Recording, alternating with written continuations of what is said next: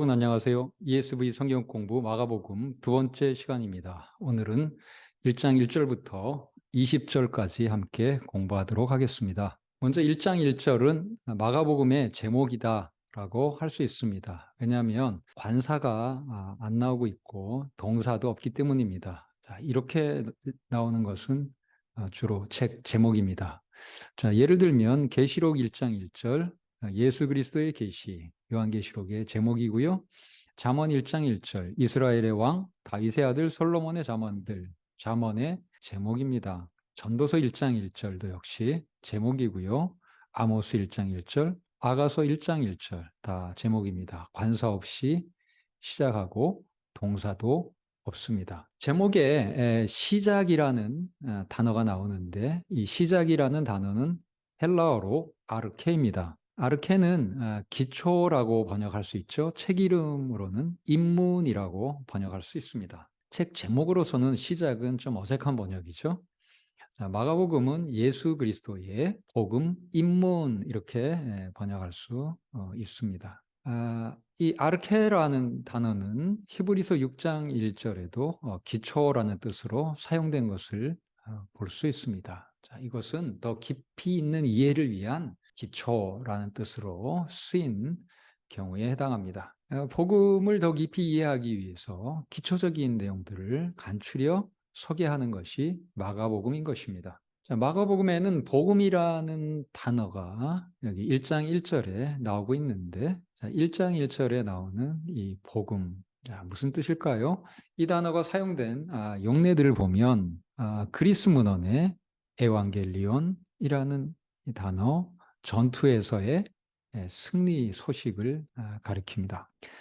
구약을 헬라어로 번역한 70인역도 역시 이 단어 여성형으로 사용하고 있는데 역시 전투에서 승리한 승전 소식을 가리킵니다. 그래서 예수 그리스도의 복음이란 예수께서 승리하신 소식이라는 의미를 가질 수 있습니다. 또 이사야 40장 9절에는 이 복음이란 단어가 동사형으로 사용되고 있는데 여기서는 그 뜻이 출애굽 소식을 전한다라는 뜻을 가집니다. 자, 그러니까 예수 그리스도의 복음이란 예수께서 우리를 새로 출애굽시키신 새 출애굽 소식이라는 의미를 가질 수 있는 것입니다. 자, 그리스도란 무슨 뜻일까요? 그리스도는 기름 부음 받은 자라는 뜻입니다. 자, 이것은 히브리어로 마시아흐, 메시아의 번역어인데 역시 기름 부음 받은 자라는 뜻입니다. 자, 구약 성경에서는 왕이나 대제사장 등이 바로 이 기름 부음 받은 자에 해당합니다. 자, 예수님을 기름 부음 받은 자라고 할 때는 예수님이 유대인들이 기대하던 구원자라는 의미를 가지게 됩니다. 왜냐하면 1세기 유대인들은 이 기름 부음 받은 자를 기다리고 있었고 그들이 기대한 기름 부음 받은 자는 종말에 와서 이스라엘 백성을 이방인들로부터 구원하고 온 세상에 공의를 펼칠 그런 구원자였기 때문입니다. 그러니까 이 유대인들에게 예수님이 메시아다, 그리스도다라고 전할 때는 단지 예수님이 기름 부음 받은 자다, 왕이다, 대제사장이다 정도가 아니라 하나님의 백성을 구원할 구원자라는 의미를 가지게 되는 것입니다. 유대인들이 기다리고 있던 그 메시아가 바로 예수님이다라고 마가복음은 처음부터 소개하고 있는 것입니다. 그런데 유대인들의 메시아 기대는 독특했습니다. 그들을 구원할 이 구원자는 군사적 무력을 통해서 유대인들을 구원할 것이라고 기대되었습니다. 또한 이 군사적 영웅이 가져다주는 구원은 정치적 해방이었던 것입니다. 그리고 이 메시아는 유대 민족을 구하고 이방인들은 멸하는 그런 존재로 민족주의적으로 기대되었습니다. 자, 그런데 예수님은 이런 군사적 메시아 아니었고요. 예수께서는 무력을 사용하지 않으시고 또 유대인들만을 구원하고자 하시지도 않았습니다. 예수께서는 이방인들도 구원하시는 그런 메시아로 오셨던 것입니다. 예수님은 무력을 사용하지 않으셨을 뿐만 아니라 폭력을 당해서 죽임을 당하기까지 합니다. 예수께서는 자신이 이런 고난을 당할 것을 예언하셨는데요. 마가복음 8장에 보면 인자가 반드시 많은 고난을 받고 장로들과 대제사장들과 율법학자들에게 배척을 받아 죽임을 당하고서 사흘 뒤에 살아난다라고 예언하십니다. 이렇게 순환당하고 또 유대 지도자들에게 배척당하고 그리고 죽임당하고 다시 살아나는 메시아. 이것은 유대인들이 기대한 그런 메시아와는 거리가 멀었습니다. 그러나 예수께서는 이렇게 고난당하는 메시아로 오셨고 그 임무를 끝까지 수행하셨습니다. 마가복음이 전하는 이 메시아 사상은 유대인들이 가졌던 메시아 사상과 이렇게 다른 측면이 있습니다. 또한 마가복음이 소개하는 이 예수님은 단지 인간 메시아를 기다렸던 유대인들의 메시아 사상과도 달랐습니다. 유대인들이 기대한 메시아는 철저하게 인간에 불과한 메시아였습니다. 그러나 마가복음이 소개하는 메시아는 단지 인간에 불과한 메시아가 아니라 동시에 하나님이신 신적인 메시아였습니다. 이것은 마가복음이 주장하는 정도가 아니라 예수께서 친히 주장하신 것이었습니다. 대제사장이 예수님께 신문을 할 때 질문했습니다. 그대는 찬양받으실 분의 아들 그리스도요. 자, 그때 예수님은 대답하십니다. 내가 바로 그이요. 당신들은 인자가 전능하신 분의 즉 하나님의 오른쪽에 앉아 있는 것과 하늘의 구름을 타고 오는 것을 보게 될 것이요. 하늘 구름을 타고 오시는 존재, 이것은 인간일 수가 없죠. 신적인 존재입니다. 예수님 스스로 자신을 신적인 존재로 주장을 하셨습니다. 자, 이런 신적인 메시아, 그리고 고난당하는 메시아, 이런 독특한 메시아였지만 예수님은 유대인들이 기대한 그 메시아가 바로 자신임을 또한 주장하셨습니다. 내가 바로 그다. 자, 유대인들은 이런 독특한 메시아 받아들이기 힘들었겠죠. 그러나 많은 유대인들이 또한 예수님을 메시아로 믿었고 예수님의 뒤를 따라갔습니다. 자, 마가복음 1장 2절을 보면 이사야의 글이 이제 3절에 인용되는데 그것을 위한 서두가 나오고 있습니다. 우선 출애굽기가 인용이 되고 그리고 이사야서가 인용되고 있습니다. 이 출애굽기는 23장 10절에서 인용되고 있는데 보라 내가 나의 사자를 너희 앞에 보낸다. 이 말씀이 인용되고 있습니다. 그래서 출애굽을 먼저 연상시키고 이사야서를 통해서 새로운 출애굽을 또한 알려주고 있습니다. 그 새로운 출애굽을 준비하는 그런 사역을 세례 요한이 하고 있음을 이 이사야서 인용을 통해서 알려주고 있는 것입니다.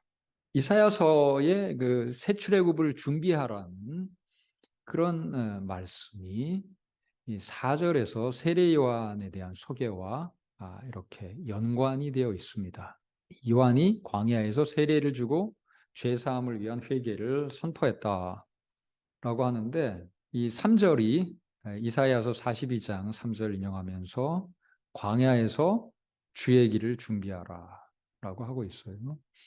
자, 광야에서가 서로 겹치고 있어서 이 이사야서 구절과 세례 요한의 사역이 연관되고 있죠.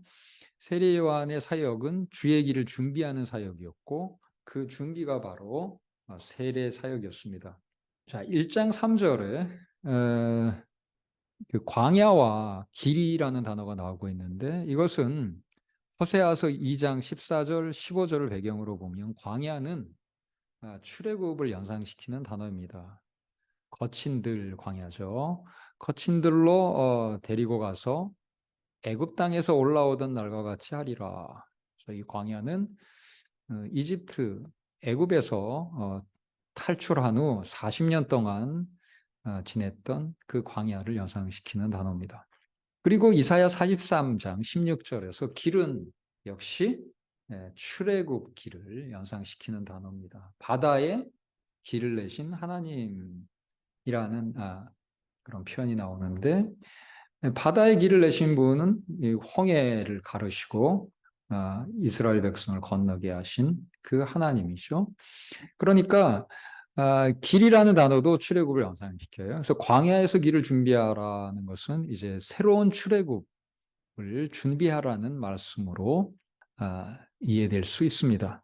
자, 이렇게 출애굽을 준비하는 것을 세례 요한은 회개하는 그런 세례를 통해서 준비하게 하는데요.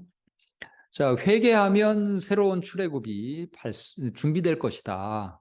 라는 이런 세례 요한의 선포의 근거는 무엇일까요? 자, 레위기 26장에 보면 허물을 고백하면 하나님께서 아브라함과 맺은 언약을 기억할 것이다. 그 땅도 이스라엘 땅도 기억할 것이다 라고 합니다. 자, 창세기 17장 8절에 보면 바로 아브라함과 맺은 하나님의 언약이 소개되고 있는데 이 가나안 땅을 너와 내 자손에게 영원한 소유로 주겠다 라고 하나님께서 약속하십니다. 자, 이 약속이 이루어진다면 이스라엘은 땅을 다시 회복하게 되겠죠. 이스라엘의 잘못은 용서받게 될 것입니다. 그래서 여전히 로마의 압제 아래 있는 이스라엘 백성들 어떤 생각을 하게 됐을까요? 우리가 회개하면 이 말씀대로 회개하면 하나님께서 아브라함과 하신 약속을 기억해서 우리를 회복시켜 주시고 땅도 되찾아서 우리가 주권을 회복할 것이다. 이렇게 생각을 하겠죠.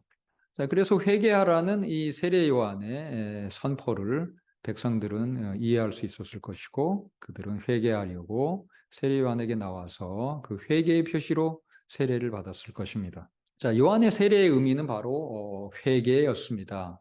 자, 유대인들의 문헌을 보면 11의 신탁이라는 문헌에 죄 용서 구하는 것과 강에 몸을 담그는 것을 연관시킵니다. 그리고 모세의 묵시라는 유대인들의 문헌에도 요단강에 몸 담그는 것이 회개와 연관된다고 보고 있습니다. 그래서 이 요단강에 가서 몸을 담그는 이런 세례가 어떤 의미를 가지는지 회개의 의미를 가지는 것을 유대인들은 이해할 수 있었을 것입니다. 그리고 이 세례란 유대교에 입교하는 의식이었습니다. 그러니까 유대인들에게 세례 요한이 회개하라고 선포하면서 세례받으라고 한 것은 유대인들이 마치 이방인이 유대교로 입교할 때 그래하여 유대인이 참 하나님의 백성이 되는 그런 의식을 갖도록 한 것입니다. 유대인들은 자신이 선민이라고 생각을 했는데 그런 선민 의식을 갖지 말고 겸손히 이방인처럼 진정한 하나님의 백성이 되는 의식을 가지도록 한 것입니다. 우리가 참 하나님의 백성으로 거듭나겠습니다. 라는 그런 회개의 표시를 이 세례를 통하여 하도록 한 것입니다. 자, 세례 요한의 복장은 허리에 가죽띠였습니다. 그리고 털 옷을 입었습니다. 이것은 열왕기하 1장 8절에 나오는 엘리야의 복장이었습니다. 엘리야가 바로 털옷을 입고 허리에 가죽띠를 띠고 있었습니다. 따라서 이런 세례 요한의 복장은 세례 요한이 바로 엘리야다라는 것을 알려주는데요. 엘리야는 말라기 3장 23절에 나오고 있습니다. 개역 성경은 4장 5절에 나옵니다. 보라, 내가 너희에게 엘리야를 보낸다 했습니다. 바로 말라기가 예언하는 그 엘리야가 이 세례 요한이다. 세례 요한이 등장한 것은 이 말라기가 예언하는 그 종말의 선지자가 등장했다는 것이다를 알려주는 것이 바로 마가가 기록한 세례 요한의 복장에 대한 기록입니다. 또 세례 요한의 음식은 광야에 사는 베두인족 같은 광야 백성이 먹는 음식이었습니다. 그래서 메뚜기와 꿀을 먹었다라고 하는데요. 세례 요한이 광야에서 살았음을 알려주는 그런 정보가 되겠습니다. 여기에 꿀은 벌꿀일 수도 있지만 이 나무 수액, 아주 당도가 높은 그런 나무 수액이라고 볼 수도 있습니다. 이 나바티아족이 이 나무에서 나오는 꿀을 먹었다라고 하는데 이것은 그 수액, 나무 수액을 가리킬 수 있는 표현입니다. 왜 세례 요한은 하필 요단강을 세례 장소로 선택했을까요? 자, 광야에서 하나님의 길, 새 출애굽길을 준비하려면 세례 줄 장소는 요단강이 될 수 있습니다. 왜냐하면 요단강은 유대 광야를 통하여 흐르는 강이기 때문입니다. 그래서 요단강에서 세례를 주면 광야에서 세례를 줄 수 있는 것입니다. 요세푸스는 요단강이 광야 지역을 굽이쳐 흐른다고 했고 이사야 35장 2절은 요단강 광야라는 그 표현을 가지고 있습니다. 또한 이 요단강은 이 첫 출애굽 때 가나안 땅으로 들어가면서 건넌 강이기도 하기 때문에 출애굽의 기억이 서려 있는 곳이기도 합니다. 그러면 새 출애굽 준비를 한다면 갈 만한 장소는 광야이고 또한 요단강인 것입니다. 자, 출애굽 주제 5절을 보면 온 유대 지방과 예루살렘 사람들이 계속 나왔다고 하고 있는데 이런 계속 나왔다라는 이 표현이 출애굽을 연상시키는 표현입니다. 출애굽기 13장 8절에 내가 이집트에서 나올 때, 그래서 나올 때는 출애굽과 관련되어 여러 번 사용된 단어입니다. 신명기 23장 5절에서도 너희가 이집트에서 나올 때, 여호수아 2장 10절에서도 너희가 이집트에서 나올 때라고 해서 이 나온다는 표현은 출애굽을 연상시키는 단어입니다. 마가가 바로 그 단어를 지금 사용하고 있는 것입니다. 이스라엘 백성들이 지금 출애굽하듯이 광야로 나오고 있다라고 묘사하고 있는 것이죠. 자, 8절을 보면 세례 요한은 예수님을 성령으로 세례 주신 분으로 소개하고 있습니다. 성령으로 세례 주는 것은 어떤 의미를 가질까요? 에스겔서 39장에 보면 내 영을 부어주었다라고 하는데 이것은 하나님께서 흩어진 이스라엘 백성을 원수들의 땅에서 모아서 데리고 나오는 새로운 출애굽과 관련해서 하시는 말씀입니다. 그러니까 성령으로 세례 주는 것은 출애굽과 연관이 된 새로운 출애굽과 연관이 된 그런 표현인 것입니다. 그러니까 예수님께서 성령으로 세례 주신 분이라는 세례 요한의 그런 소개, 자신의 뒤에 오시는 분이 성령으로 세례 주시는 분이라는 소개는 그분이 바로 새로운 출애굽을 일으키실 분이다 라는 소개가 되겠습니다. 예수님께서 세례 요한에게 세례받을 때 하늘에서 음성이 들립니다. 그 음성은 예수님을 하나님의 아들이라고 소개합니다. 너는 내 사랑하는 아들이다. 하나님의 아들이라는 이 표현은 시편 2편 7절 너는 내 아들이라는 말씀에도 나오고 있는데 이 하나님의 아들이라는 표현은 시편 2편에서 2절에 나오는 그의 기름 부음 받은 자와 연관이 됩니다. 기름 부음 받은 자 히브리어로 마시아흐, 메시아, 그리고 헬라어로는 크리스토스, 그리스도인데 이 하나님의 아들이 여기서 그리스도와 동일 인물임을 우리는 알 수 있습니다. 그리스도를 부르는 다른 명칭이 하나님의 아들입니다. 이 하나님의 아들은 시편 2편 8편에서 온 세상의 왕임을 알 수 있습니다. 내 소유가 땅 끝까지 이르리로다. 이 메시아는 왕 중의 왕이고 온 세상의 왕이신 것입니다. 바로 예수님께서 메시아고 온 세상의 왕이심을 하나님께서 친히 선포하신 것입니다. 예수님께서 하나님의 아들 메시아라는 것은 예수님 스스로 시인하신 것이고 대제사장이 내가 하나님의 아들이냐 권능자 아들이냐 그때 예수님께서는 그렇다라고 답을 하시죠. 그리고 예수님이 친히 주장하셨을 뿐만 아니라 하나님께서 친히 선포하신 내용인 것입니다.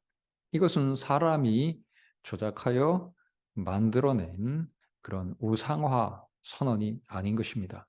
자, 1장 11절에 보면 예수께서는 내가 너를 기뻐하노라고 예수님에게 선언하시는데, 자, 예수님이 하나님의 기뻐하는 자라는 이 말씀은 예수께서 고난받으실 그런 분임을, 여호와의 종임을 알려주는 말씀입니다.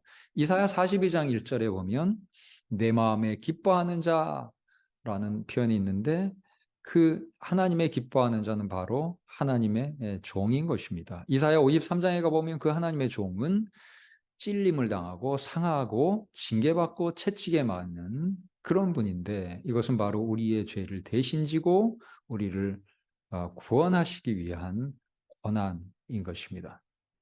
바로 이러한 고난받는 그 고난을 통해서 하나님의 백성의 죄를 대신 지고 그들의 죄를 사하고 구원하는 역할을 하시는 분이 바로 예수님임을 하나님께서 친히 선언하여 알려주신 것입니다. 자, 1장 12절, 13절에 보면 예수께서 광야에서 마귀에게 시험받는 장면이 나오는데, 이 장면을 보면 예수께서 마치 광야에서 40년간 시험받은 이스라엘 백성처럼 그렇게 시험받는 것을 볼 수 있습니다. 차이점은 예수께서는 이 시험에 이기신다는 것입니다. 광야에서 이스라엘은 이 불뱀과 함께 있으면서 고통을 당했는데, 예수께서는 야생동물들과 함께 있었는데 그 야생동물이 예수님을 해치지 못하는 것을 볼 수 있습니다. 그리고 이 시편 77편 24절 25절은 70인역에서 이 만나를 천사들의 음식이라고 이렇게 소개하는데, 예수께서 이 40일 금식하신 후에, 줄이신 후에 천사들이 식사 시중 든다고 마가는 소개하고 있습니다. 그러면 음식을 갖다 줬다는 얘기죠. 자, 이것도 광야의 만나를 연상시키는 그런 장면입니다. 예수께서 시험 받으신 모습은 아담을 연상시키기도 하는데요. 야생동물과 예수님께서 평온하게 함께 계신 이 장면은 아담이 에덴 동산에서 살던 그 모습을 연상시킵니다. 그리고 사탄에게, 마귀에게 시험받는 이 장면도 마귀에게 시험받은 아담을 기억하게 합니다. 그리고 성령께서 예수님을 광야로 내쫓았다라는 표현도 하나님께서 아담을 에덴에서부터 밖으로 내쫓으셨다고 한 창세기 3장 24절을 연상시켜서 아담을 기억나게 하는 말씀입니다. 차이점은 예수님께서는 시험에 이기셨다는 것입니다. 자, 예수께서는 하나님 나라의 복음을 선포하시는데요. 때가 찼다라고 선포하십니다. 이 때는 카이로스라고 하는 단어인데, 이 단어는 마가복음에서는 결정적 순간을 가리키기도 하지만, 역사적 순간 가리키기도 하지만, 어떤 긴 기간을 가리키기도 합니다. 예를 들면 현세라고 할 때도 카이로스라는 단어를 사용했습니다. 현세, 아주 긴 기간이죠. 자, 그리고 찾다라는 단어, 플레로라는 이 단어의 주어, 이 동사의 주어로 사용될 때는 결정적 순간, 역사적 순간이 아니라 어떤 기간을 가리키는 단어로 사용되었습니다. 그래서 여기서도 이때는 결정적 순간이 아니라 어떤 기간을 가리킨다라고 볼 수 있습니다. 자, 그러면 찾다라는 이 동사는 무슨 뜻일까요? 그것은 끝나다라는 뜻입니다. 자, 시간을 공간적으로 표현한 것입니다. 그래서 용례를 보면 토비서라는 유대인들의 문헌, 그 시대의 시간들이 차기까지 이때도 그 시간이 끝난다는 뜻이고, 누가복음 21장 24절 이방인의 때가 차기까지도 역시 그들의 때가, 기간이, 그들이 다스리는 때가 끝나기까지란 뜻입니다. 나의 때가 아직 차지 않았다. 요한복음 7장 8절에서도 예수께서 자신의 사역의 기간이 아직 끝나지 않았다라는 뜻으로 말씀하셨죠. 그러니까 때가 찼다는 얘기는 어떤 기간이 끝났다라는 선언인 것입니다. 자, 이렇게 끝나는 그 기간은 어떤 때일까요? 이것이 복음이라고 했으니까 이것이 좋은 소식이려면 끝나는 이 시대는 나쁜 시대여야 할 것입니다. 나쁜 시대가 이제 끝났다. 자, 예를 들면 이런 유사한 표현이 쿰난 문헌에도 나오는데 악의 시대가 찼다. 나쁜 시대가 끝났다라고 하고 있어요. 악한 존재들의 시간들이 끝났다. 에스라 4서에도 이런 표현이 나옵니다.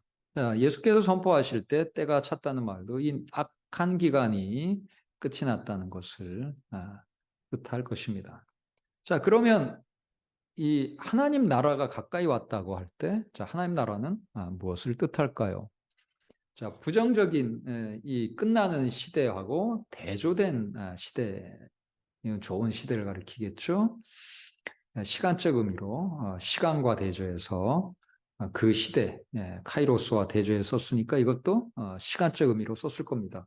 하나님께서 통치하시는 새로운 시대 가리키는 표현일 것입니다. 자, 이 새로운 시대는 언제 시작되었는가? 자, 마가복음 14장 25절에서 하나님 나라에서 포도주를 다시 마실 때까지, 새로 마실 때까지 안 마시겠다 했고, 십자가상에서 예수께서 다시 마시는 것을 볼 때 십자가 고난을 통해서 시작되었구나라고 우리는 이해할 수 있습니다. 예수 그리스도의 십자가로 인하여 시작되는 새 언약의 시대가 바로 하나님 나라다라고 볼 수 있는 것입니다. 자, 그 하나님 나라가 가까이 왔다. 자, 앵기겐이라는 이 단어는 어떤 의미를 가질까요? 로마서 13장 12절에 이 표현이 나오는데 밤이 깊고 낮이 가까웠다라고 해요. 밤이 깊은 시점에 낮이 가까웠다고 한다면 낮이 이미 왔다는 뜻은 아니고 이제 곧 올 거라는 얘기겠죠. 야고보서 5장 8절에는 주의 재림이 가까이 와 있다라고 합니다. 이때 이 가까이 왔다라는 이 표현은 이미 재림이 임했다. 이미 재림의 때가 되었다라는 뜻은 아닐 겁니다. 베드로전서 4장 7절에 만물의 끝이 가까이 왔다라고 할 때도 역시 만물의 끝, 종말이 이미 왔다는 뜻은 아닐 겁니다. 그래서 예수께서 하나님 나라가 가까이 왔다고 선포할 때도 이미 하나님 나라가 이미 임했다는 뜻은 아니고요. 곧 임한다는 뜻입니다. 그렇게 곧 임한다고 약속하신 하나님 나라는 이 약속대로 곧 임했습니다. 예수께서 십자가에 못 박혀 피 흘리실 때 하나님 나라는 임했습니다. 그리고 그 시작된 하나님 나라는 이제 완성을 향해서 가고 있고 예수님 재림 때 완성될 것입니다. 자, 예수님께서는 이어서 회개하라 그리고 이 복음을 믿으라라고 선포하고 계십니다. 자, 회개란 무엇일까요? 회개는 원래 어원적 의미 메타노이아, 이 어원의 의미는 심사숙고하다는 뜻도 가지지만 여기서 문맥상 이 회개하라는 것은 죄를 자복하라는 뜻을 가질 수 있습니다. 자, 요한복음 1장 4절 5절에서도 회개의 세례를 요한이 선포했다고 하는데 사람들이 어떻게 반응했습니까? 회개하라는 그 선포를 죄를 자복하라는 뜻으로 이해하고 죄를 자복했던 것입니다. 그래서 예수께서 회개하라고 선포했을 때도 죄를 자복하라는 뜻으로 이해할 수 있습니다. 유대인들의 문헌 집회서를 보면 회개하다와 죄로부터 떠나다가 평행돼서 나오고 있습니다. 따라서 회개하다라는 것은 죄로부터 떠나는 것을 의미한다는 것을 우리는 알 수 있습니다. 히브리서 6장 1절에는 죽은 행위로부터의 회개라는 표현이 나오는데 이런 표현은 회개가 잘못된 행위를 고치는 것을 포함한다는 것을 알려줍니다. 자, 그러면 믿음은 무엇입니까? 예수께서는 이 복음을 믿으라 했는데 믿음은 그것을 확신하는 것을 물론 가리키겠고요. 그리고 마가복음에서 2장 5절, 10장 52절 등에서 내 믿음이 너를 구원하였다 할 때 이 믿음이 문맥에서 무엇을 가리키나 보면 믿음은 그 발상의 전환, 장애물의 극복, 그리고 행동을 포함하는 것을 볼 수 있습니다. 그래서 마가복음이 말하는 이 믿음은 행동을 배제하는 것이 아니라 포함한다는 것을 볼 수 있습니다. 바울 서신에서도 예외는 아닙니다. 로마서 10장 16절 보면 복음에 순종했다라고 하고 이와 평행된 표현으로 우리의 전한 메시지, 우리의 메시지, 복음이죠. 우리가 전한 그 복음을 그들이 믿었다라고 하고 있어요. 그러니까 이 순종과 믿음은 같은 것으로 여기에 평행된 표현으로 쓰고 있습니다. 그래서 믿음은 순종을 배제하지 않고 포함한다라고 볼 수 있는 것입니다. 예수님께서 제자들을 부르시면서 사람들의 어부로 만드시겠다고 하셨는데 무슨 의미일까요? 사람들의 어부는 예레미야 16장 16절에 나오는데 어부를 불러다가 사람들을 낳게 하는데 그 사람들은 바로 흩어진 이스라엘 백성입니다. 그들을 다시 모아서 고토로 이스라엘 땅으로 데려오는 역할을 이 어부들을 통해서 하시겠다는 것입니다. 그런데 그 어부를 바로 예수님께서 부르신 그 제자들을 사용하여 그 어부 사역을 하겠다고 예수께서 약속하신 것입니다.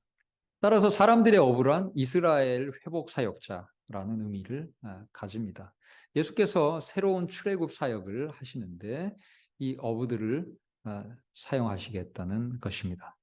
배경 문헌들을 살펴봐도 플라톤의 작품이나 또 고대 근동 문헌을 봐도 어부는 사람들을 가르치는 사람으로 비유적으로 표현되고 있습니다.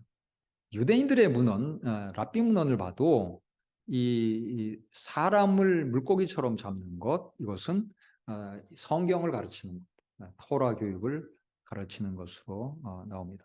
그래서 유대인들은 이 사람들의 어부를 가르치는 사역자라는 의미로도 이해했을 것입니다.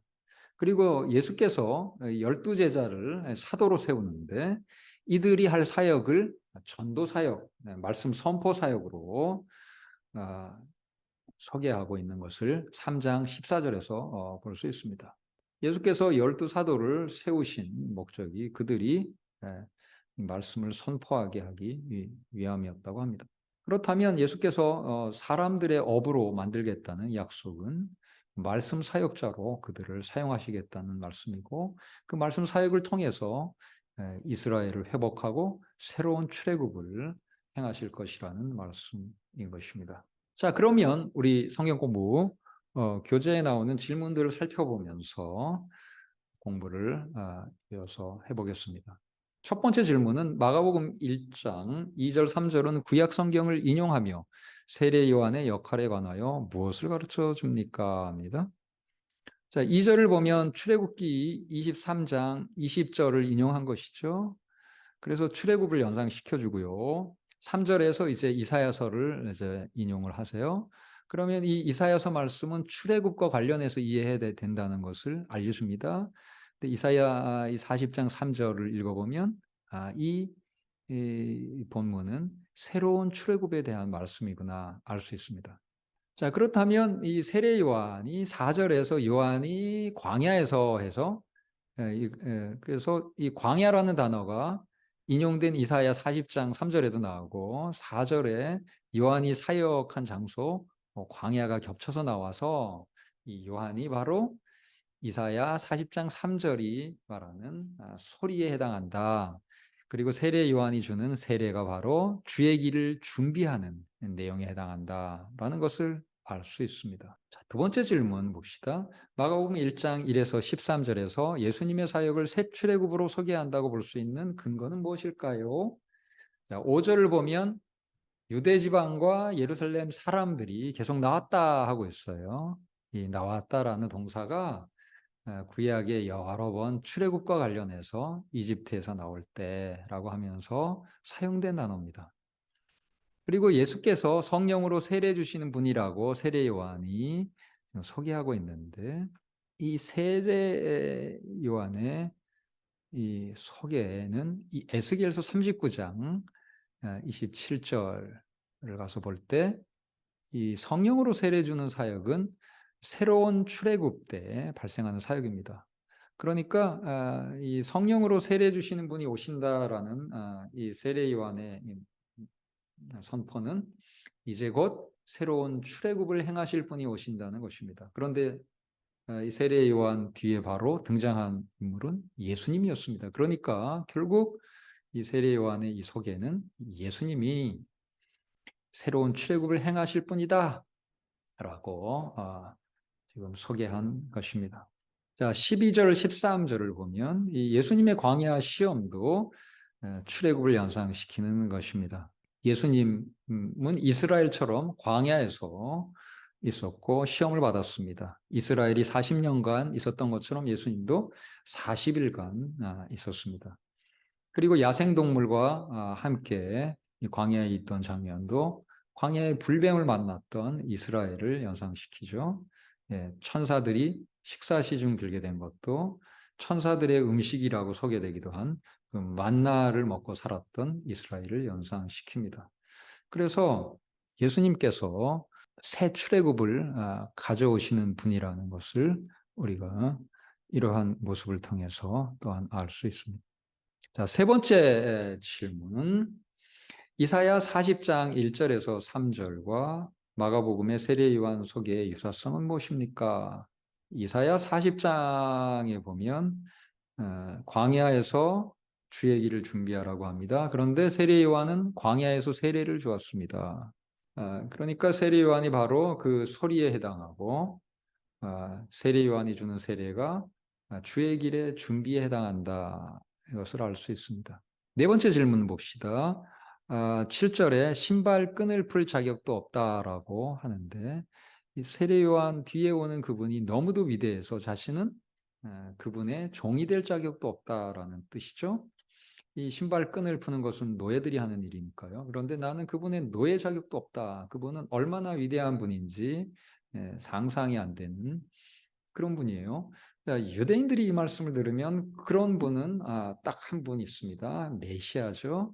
이제 메시아가 오신다는 것을 알려주고 있습니다. 자신은 물로 세례를 주면서 새 출애굽을 준비하는 정도의 역할을 하지만 이제 그 뒤에 오시는 분은 위대한 분으로서 성령으로 세례를 주고 새로운 출애굽을 행하신다라는 것을 알려주는 말씀이기도 합니다. 다섯 번째 질문 8절에 성령으로 세례 주리라 해서 이 마가가 의미하는 것은 무엇일까요? 에스겔 11장에 보면 너희를 만민 가운데서 모으며 너희를 흩은 여러 나라 가운데서 모아내고 이스라엘 땅을 너희에게 주리라고 하고 있습니다. 그 속에 새 영을 주며가 이어서 나옵니다. 그러니까 이 성령을 주는 것은 새로운 출애굽과 밀접하게 연관되어 나타나는 그런 현상인 것입니다.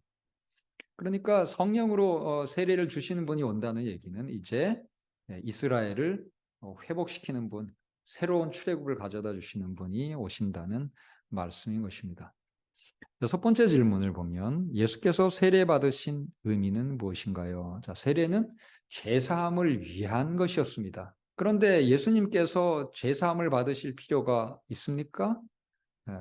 예수님은 자신의 죄 때문에 세례 받으신 것은 아니실 것입니다.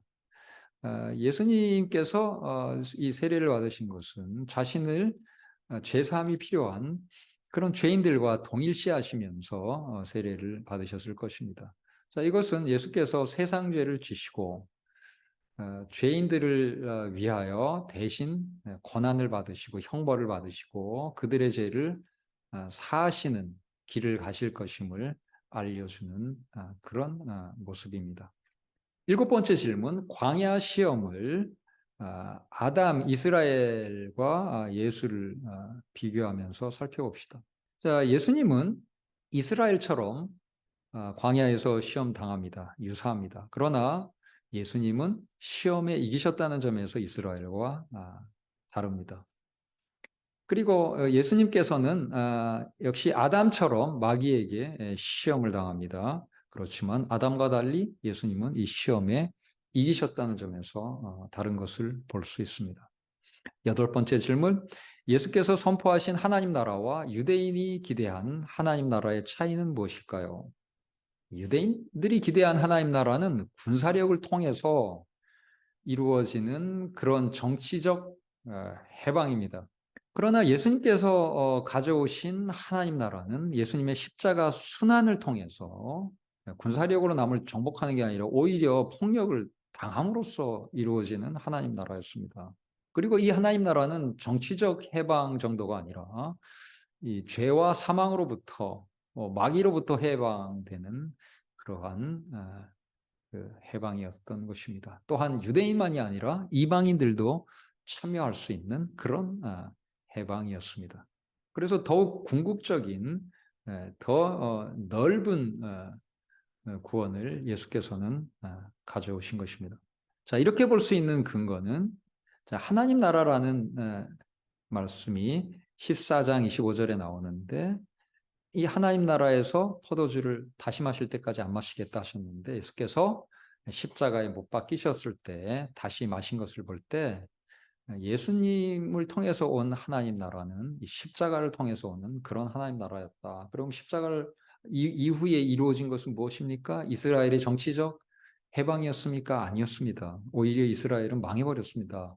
그러니까 예수님을 통해서 온 하나님 나라는 그런 정치적 해방이 아니었고 예수님을 통해서 온 영적인 구원, 이방인들을 포함해서 구원하는 그런 구원이었다. 우리에게 영생을 주시는 그런 구원을 가져오시는 그런 새로운 시대를 가리킨다라고 볼 수 있는 것입니다.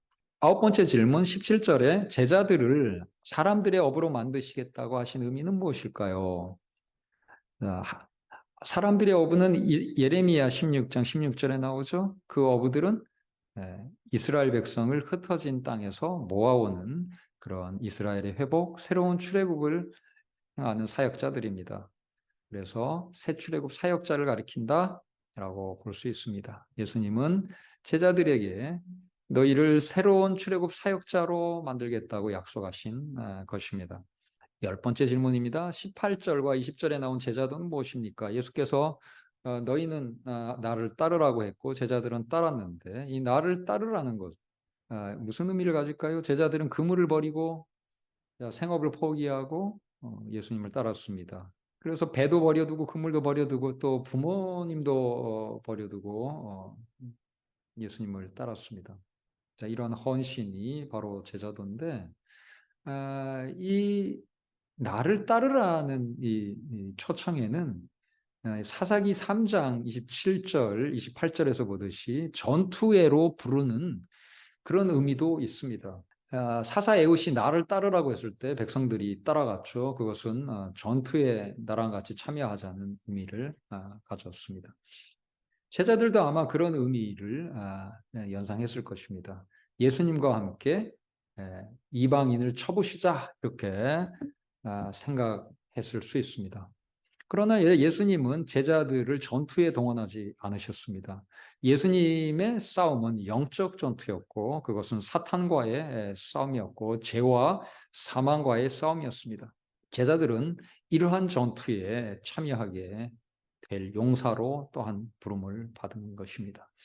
그들은 당장은 이해하지 못했겠지만 결국 이해하게 될 것입니다. 자, 오늘 공부는 여기까지 하겠습니다. 여러분, 다음 시간에 뵙겠습니다.